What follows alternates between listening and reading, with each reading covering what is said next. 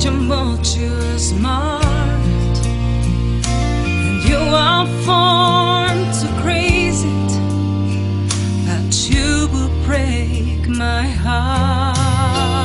My love might have to scorn it, enough since it gets cured.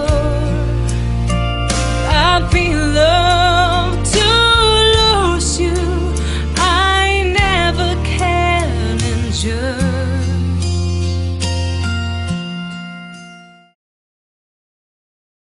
Fahrenheit 451 by Ray Bradbury.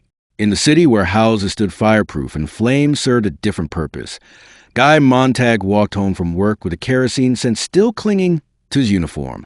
It was a special pleasure to burn. He smiled as he always did after a job well done, the fire's heat lingering on his cheeks like a lover's touch. The number 451 glowed on his helmet, the temperature at which book paper caught fire and curled into ash. Montag was a fireman, and in this world, firemen started the fires. One evening, as he neared his house, a young girl stepped from the shadows. She wore a white dress that seemed to glow under the street lamps. Her name was Clarice McClellan, 17 and strange. She asked if he minded her walking with him. Montag, and used with such directness, said no. Clarice spoke of things he had never considered. The dew on the grass, the man in the moon, the taste of rain. She asked if he was happy. The question struck him like cold water. He laughed it off, but the words remained. At home, he found his wife Mildred lying still, eyes open, an empty pill bottle beside her. She had swallowed too many sleeping pills. Again, the operators arrived with their machines, pumping new blood into her veins until the poison left her system. By morning, she remembered nothing. She sat before the parlor walls, 3 vast screens filled with her television family, laughing at their scripted chatter, while Montag stared at the blank fourth wall, where a screen might have gone. Clarice continued to appear on his walks. She spoke of her uncle who had been arrested for being a pedestrian, of how people rushed everywhere but saw nothing. She loved dandelions and wondered why no one noticed the dew anymore. Montag found himself answering her questions, surprised at his own responses. Then one day she was gone. Her family moved away. Later, he learned she had been struck by a speeding car and killed. The city swallowed the news without pause. At the firehouse, the mechanical hound crouched in its kennel, sniffing for books with its needle nose. Montag felt its gaze follow him. Captain Beatty, his chief, watched him too, sharp-eyed, knowing. Beatty quoted books he had read, twisting their words into arguments against them. Books, he said, made people unhappy. They contradicted each other. Better to have no conflicting ideas, no uncomfortable truths. Society had chosen happiness through distraction. Fast cars, loud music, endless interactive television. One alarm took them to an old woman's attic. Books lined the walls. The men sprayed kerosene. The woman refused to leave. As the flames rose, she stood among her books, reciting lines from memory. Montag tried to pull her away, but she stayed. The house burned with her inside. In the chaos, a book fell into Montag's hand. Without thinking, he slipped it under his arm. That night, he hid it beneath his pillow. He began to steal more. Books accumulated behind the ventilator grill in his home. Mildred noticed nothing. She lived in her seashell ear thimble radios and her parlor family. Montag tried to read to her. She grew uneasy, then angry. Books made her uncomfortable. She preferred the noise that filled every silence. Desperate for understanding, Montag sought out Faber, an old English professor who had retired when books vanished from universities. Faber lived in fear, but he spoke of what books truly offered: quality of information, leisure to digest it, the right to carry out actions based on what one learned.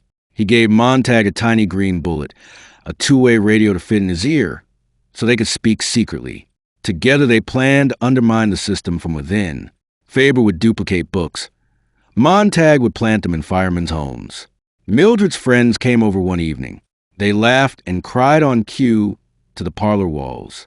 Montag, unable to bear it, read poetry aloud from one of his hidden books. The women grew hysterical. One wept, another fled. Mildred turned off the screens and stared at her husband as though he were a stranger. Beatty sensed a change. He visited Montag at home, lecturing on the history of firemen. Books had once been tolerated, but minority pressure and majority laziness had led to their banning. Happiness required the elimination of controversy. Beatty left with a warning. The hound was restless. The next alarm sounded from Montag's own house. Mildred had reported him. She left without a word, disappearing into the night. Beatty forced Montag to burn his own books. One by one, Montag watched them curl and blacken. When only a few remained, he turned the flamethrower on Beatty. The captain smiled as the flames consumed him. Montag knocked the other fireman unconscious and blasted the mechanical hound before it could inject its numbing poison. He ran. Wounded, limping, Montag fled through alleys and across fields. He followed the railroad tracks out of the city, as Faber had instructed. Helicopters thundered overhead. On television screens across the nation, a chase unfolded.